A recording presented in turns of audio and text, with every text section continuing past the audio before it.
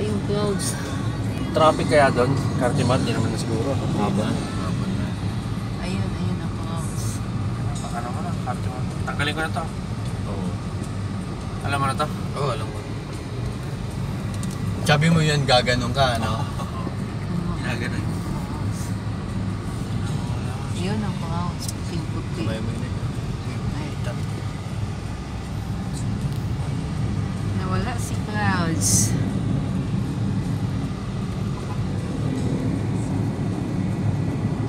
Dito dapat. Oo. U-turn ka doon.